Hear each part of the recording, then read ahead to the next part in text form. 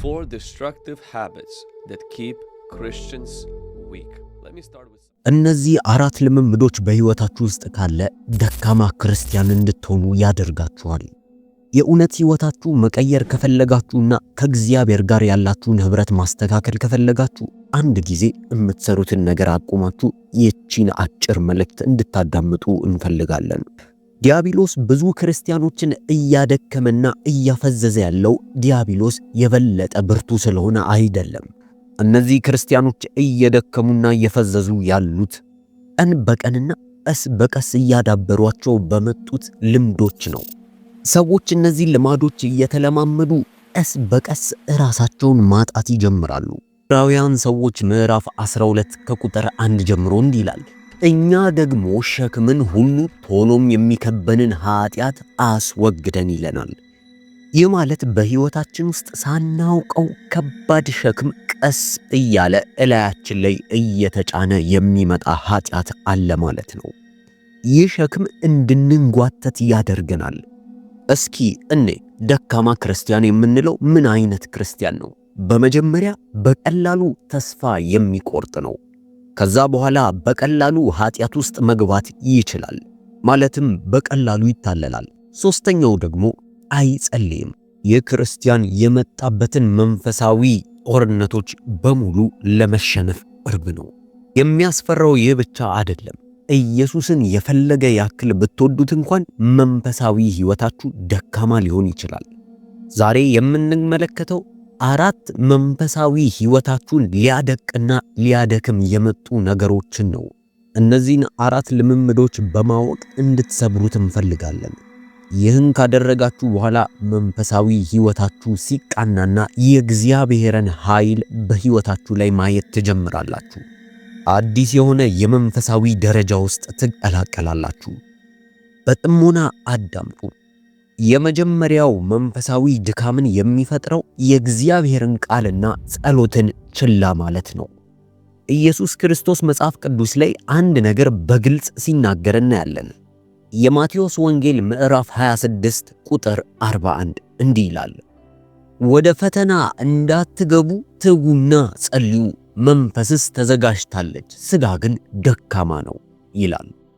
አያችሁ፣ አብዛኛው ክርስቲያን በኃጢአት ውስጥ የሚወድቀው ድንገት ጧት ሲነሳ ከእግዚአብሔር መንገድ ፈቀቅ እላለሁ ብሎ አስቦ ሆን ብሎ እያደረገው አይደለም። ይልቁንስ በኃጢአት የሚወድቁት ችላ በማለት ምክንያት ነው። ከእግዚአብሔር ጋር የሚያሳልፉትን ጊዜ ማስጠበቅ ይከብዳቸዋል። አስቡት እስኪ፣ ለቀናቶች ያለ ምግብ የምትቆዩ ከሆነ ሥጋችሁ እጅግ በጣም እየደከመ ይመጣል። ከዛም አልፎ ቀስ በቀስ ሥጋችሁ እያዘገመ ይመጣል። መንፈሳዊ ሕይወትም ከዚህ ጋር የሚመሳሰል ነው። የእግዚአብሔር ቃል መንፈሳችሁ የሚመገበው ምግብ ነው። ጸሎትም ልክ እንደዚሁ ስትጠሙ የምትጠጡት ውሃ ነው። ያለ እነዚህ ሁለት ነገሮች በእርግጠኝነት እየደከማችሁ ትመጣላችሁ። ደግሞ አንድ ነገር ልንገራችሁ፣ የዲያብሎስ ሽንገላ እዚህ ጋር ነው የሚመጣው። ምናልባት ለአንድ ቀን ለሁለት ቀን የእግዚአብሔርን ቃል ካላነበባችሁና ምናልባትም ደግሞ አለፍ ብሎ ጸሎትንም ካልጸለያችሁ ምንም ልዩነቱን ላታውቁትና ላይሰማችሁ ይችላል። ያችሁ ቀስ በቀስ ለእግዚአብሔር ድምጽ ያላችሁ ፍላጎትና ጉጉት እየሻከረ መምጣት ይጀምራል። ቀስ በቀስ ለኃጢአት ያላችሁ አመለካከት እየላላ ይመጣል። በእግዚአብሔር ላይ ያላችሁ እምነትና በውስጣችሁ ያለው የመንፈስ መቀጣጠል እየደረቀ ይመጣል። ስለዚህ ይህ ነገር በሕይወታችሁ ካለ ማቆም አለባችሁ። ለማቆም ደግሞ መጽሐፍ ቅዱሳችሁን ማንበብና መጸለይን እንደ አንድ ጊዜ ሥራ አትዩት። ልክ እንደ መንፈሳዊ መክሰስ አታርጉ። ይልቁንስ የዕለት ዕለት እንጀራችሁ አድርጉ። ለምሳሌ ቀናችሁን ስትጀምሩ በስልክ ከመጀመር ይልቅ ከእግዚአብሔር ጋር ጊዜን በማሳለፍ መጀመር ትችላላችሁ። መጽሐፍ ቅዱሳችሁ መልሶ እስኪያወራችሁ ድረስ አንብቡት። ልባችሁ ለእግዚአብሔር እስኪቀርብ ድረስ ጸልዩ። ይሄ እኮ አማራጭ አይደለም። ይልቁንስ መንፈሳዊ ዓለም ላይ መቆየት ከፈለጋችሁ የግዴታ ነው። ምናልባት አሁን ያላችሁበት ሁኔታ መጽሐፍ ቅዱስ ለማንበብ እንኳን የማይገፋፋ ሊሆን ይችላል። ምናልባትም ደግሞ መጽሐፍ ቅዱስን ካነበባችሁና ከእግዚአብሔር ጋር ህብረት ካረጋችሁ እጅግ ርቃችሁ ሊሆን ይችላል። ይገባኛል። አለፈ ሲል ደግሞ መጽሐፍ ቅዱሳችሁን የማንበብም ሆነ የመጸለይ ምንም አይነት አቅሙ ላይኖራችሁ ይችላል። ይህንንም እረዳለሁ። እዚህ ሁሉ መፍትሄ አንድ ነገር ነው። መንፈስ ቅዱስን እውነቱን ተናዛችሁ እንዲረዳችሁና አቅም ጉልበት እንዲሆናችሁ ለምኑ። እስኪ ከዛ በኋላ ሄዳችሁ መጽሐፍ ቅዱሳችሁን ገልጣችሁ ለማንበብ ሞክሩ። አይታችሁት የማታውቁት ረሃብ ውስጣችሁ ይጨመራል። ደግሞም የመጸለይ ረሃብ ከመጸለይ የሚመጣ ነው። ወደ ሁለተኛው እንምጣ። ሁለተኛ መንፈሳዊ ህይወታችሁን ሊያደቅ የሚሞክር ነገር በዓለማዊ ተጽዕኖዎች መሳብ ነው። መጽሐፍ ቅዱሳችን በሮሜ 12:2 ላይ እንዲህ ይለናል፣ በልባችሁ መታደስ ተለወጡ እንጂ ይህንን ዓለም አትምሰሉ ይለናል። የምታዩት የምትሰሙት ደግሞ በስልካችሁ ወደ ታች እያረጋችሁ የምትመለከቱት ነገር ከዚህ ዓለም የሚመነጭ ከሆነና እግዚአብሔራዊ ካልሆነ ከእግዚአብሔር በመራቃችሁ አትገረሙ። እግዚአብሔር የነበራችሁ ናፍቆትና ያ ቅንዓት ቢጠፋ አትገረሙ። ቆሻሻን በዓይናችሁና በጆሮአችሁ በኩል አታስገቡ። እያንዳንዱ የምትመለከቱት ነገርና የምታዳምጧቸው ነገር ወይ ስጋችሁን ይመግባል ወይ መንፈሳችሁን ይመግባል። ደግሞም አንድ ነገር ልታውቁ ይገባል። ስጋችሁን የሚመግብ ነገር በሙሉ መንፈሳችሁን እያደከመው ይመጣል። መንፈሳችሁ ይራባል። አይምሯችሁን በዝሙት፣ በሐሜት፣ በጥላቻና በክፉ ነገሮች አትሙሉት። ሳምንቱን ሙሉ በእንደዚህ አይነት ክፉ ነገሮች ሞልታችሁት ስትጨርሱ ከእግዚአብሔር ጋር ሰላም ለመሆን አትፈልጉ። ይህ ማለት ልክ አንድ አትክልትን በጓሯችሁ ተክላችሁ ነገር ግን በውሃ ፋንታ መርዝ እንደማጠጣት ማለት ነው። ያ አትክልት ብትፈልጉም ባትፈልጉም በፍጹም አያድግም። የአንድ ሳምንት ፈተና ልፈትናችሁ እፈልጋለሁ። ለአንድ ሳምንት ለሚያክል ጊዜ ከሚዲያ ራቁ። በምታዩት ፊልም ፋንታ ሙዚቃን፣ መዝሙርን ከፍታችሁ አዳምጡ። ለረጅም ሰዓት በቲክቶክ ወይም በፌስቡክ ላይ የምታጠፉትን ጊዜ የእግዚአብሔርን ቃል ለማዳመጥ አውሉት። ዛች አንድ ሳምንት በኋላ ህይወታችሁ እንዴት ለውጥን እንደሚያመጣ ዝም ብላችሁ ተመልከቱ። ይህ የሚሆነው ትክክለኛ ነገርን ስለምትመገቡ ነው። አያችሁ፣ በመጽሐፍ ቅዱስ ላይ አንዱ ነቢይ ጥቅልሉን እንዲበላ ታዞ ነበር። በህይወት ዘመኔ አንድ ጊዜ እኔም እንደዛ ያረኩኝ ያክል ተሰምቶኛል። የእግዚአብሔርን መጽሐፍ ቅዱስ ሳነብ መጽሐፉን እየበላው ያለው ይመስለኝ። አዎ፣ የእግዚአብሔርን ቃል ተመገቡት። በዚህ ዘመን የምንበላው ጥቅልል ምንድን ነው? የሶሻል ሚዲያ የቲክቶክ ጥቅልል ወይንም የተለያዩ ቆሻሻዎችን ወደ ውስጣችን እያስገባን ይሁን? በእርግጥ ሶሻል ሚዲያን እየተቃወምኩ አይደለም። ለመልካም ነገር ልትጠቀሙት ወይም መልካም ነገር ልትሰሙበት ትችላላችሁ። ነገር ግን እየተመገባችሁ ያለው ነገር እየተሰማችሁ ያለው ስሜት ነው። ምግባችሁ ከስሜታችሁ ጋር በቀጥታ ይገናኛል። ለስጋችሁ የምትዘሩ ከሆነ በስጋችሁ ታጭዳላችሁ። ለመንፈሳችሁም እየዘራችሁ ከሆነ ለመንፈሳችሁ ታጭዳላችሁ። ስለምትዘሩት ዘር ልትጠነቀቁ ይገባል። መልካም መሬት ላይ ወርውሩ። ሁል ጊዜ ለሰዎች የምመክረው ምክር ይህን ነው። ለአንድ ሳምንት ወይም ለጥቂት ጊዜያት ከሶሻል ሚዲያ ማለትም ልክ እንደነ ቲክቶክ እና ፌስቡክ አይነት ሚዲያዎችን ማቆም። በእርግጠኝነት ይህንን ካረጋችሁ በኋላ ከሳምንት በኋላ እንደ ድሮ ልትጠቀሙ አትችሉም። ነው ቁም ነገሩ ሶሻል ሚዲያን ሙሉ ለሙሉ ማቆም አይደለም። ይልቁንስ በተለየ መንገድ ሶሻል ሚዲያን መጠቀም ነው። ለተወሰነ ጊዜ ለራሳችሁ ጊዜ ስጡ። አስታውሳለሁ እኔ ይህንን ተመሳሳይ ነገር አድርጌ አውቃለሁ። ከስልኬ ላይ ሁሉንም ሶሻል ሚዲያዎችን አወጣው። የሚገርማችሁ ይህን ያረኩት ከብዙ ወራት በፊት ነው። ነገር ግን አብዛኞቹን ሶሻል ሚዲያዎች ድጋሚ እንኳን አልጫንኩትም። ለምሳሌ ልክ እንደ ትዊተር፣ ሊንክድኢን አይነት አካውንቶች አሁንም ድረስ የሉኝም። አያችሁ፣ አንዳንዶቹ ግን ለኔ መርዞች ነበሩ። አንዳንዶች አፕሊኬሽኖቹ ለፈተና እንድመቻች ያደርጉኝ ነበር። ይህንን ስል ምን እያልኩ እንደሆነ በእርግጠኝነት ታውቃላችሁ። አንዳንድ ጊዜ የማያቸው የፖለቲካ ዜናዎች ሙሉ በሙሉ አስምጦ ይዞኝ ነበር። ምክንያቱም አንዳንድ እይታዎችን አበላሽቶታል። ከዚህ በኋላ ነው ብዙ የሶሻል ሚዲያ አጠቃቀሜን የቀነስኩት። መንፈሳዊ ህይወታችሁ እንዲመገብ ከፈለጋችሁ አሁኑኑ ያልኳችሁን ነገር አድርጉት። ስጋችሁን ብቻ አትመግቡ። ሶስተኛው እንድትደክሙ የሚያደርጋችሁ ከእግዚአብሔራዊ ህብረት ስትርቁ ነው። እግዚአብሔር ከሰጣችሁ ህብረትና ቦታ አትራቁ። እግዚአብሔር ቃል ወደ ዕብራውያን ሰዎች ምዕራፍ 10 ቁጥር 25 ላይ እንዲህ ይለናል፣ በአንዳንዶችም ዘንድ ልምድ እንደሆነው መሰባሰባችንን አንተው፣ እርስ በእርሳችን እንመካከር እንጂ ይልቁንም ቀኑ ሲቀርብ እያያችሁ አብልጣችሁ ይህንን አድርጉ ብሎ ያዘራል። ዲያብሎስ አንዱ የሚወደው ነገር አማኞችን መነጠልና ማውጣት ነው። ልክ አንድ ከሰል ከምድጃው ላይ ሲወጣ በፍጥነት እሳቱን እንደሚያጣ ሁሉ አንድ ክርስቲያን ከህብረት ውስጥ ሲነጠልና ሲወጣ መንፈሳዊ ህይወቱ ልክ እንደዛው ይቀዘቅዛል፣ ይጠፋል።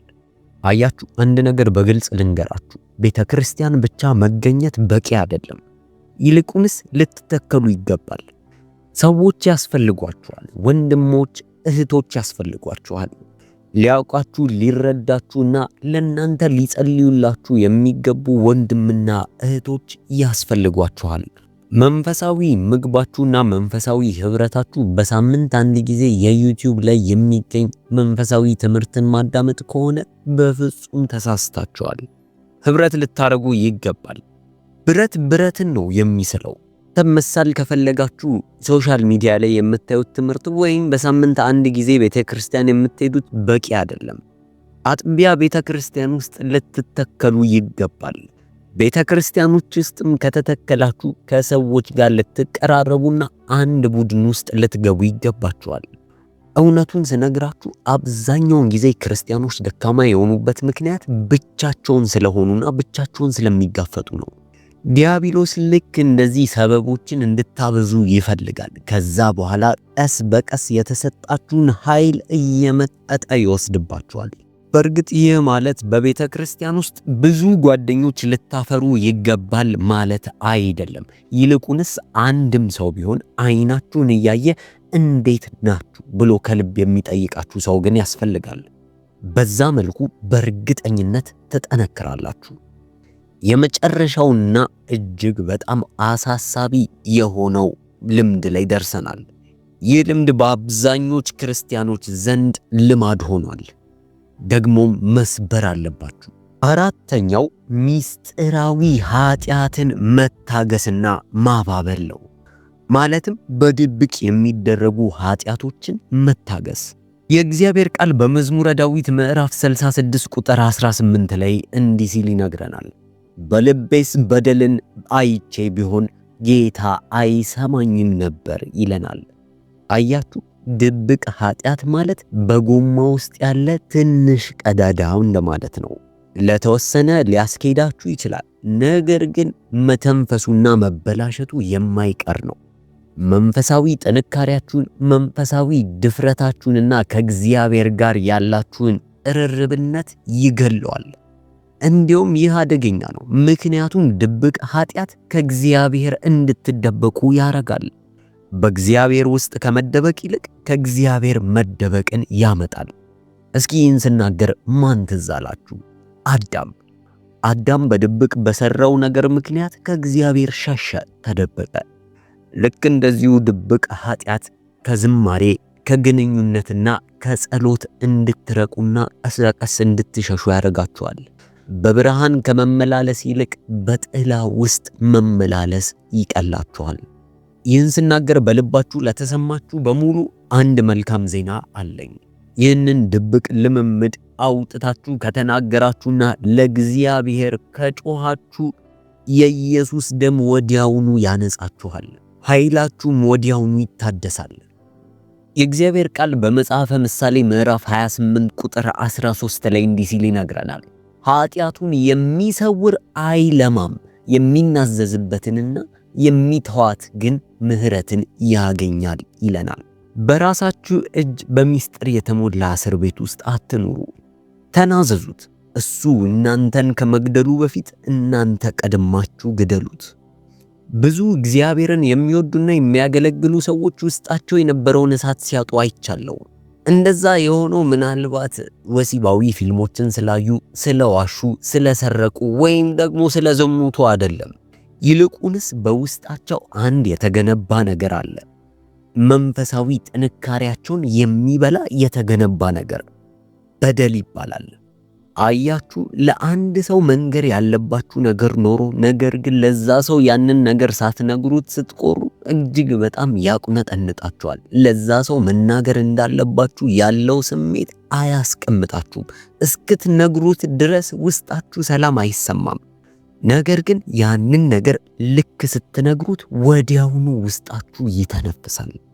ወደ ብርሃን እስካልወጣችሁ ድረስ በጨለማ ውስጥ ትኖራላችሁ። አያችሁ፣ በእግዚአብሔር ፊት አለመናዘዛችሁ እጅግ በጣም አደገኛ ነው። ምክንያቱም ስር እየሰደደ የሚመጣ ነው።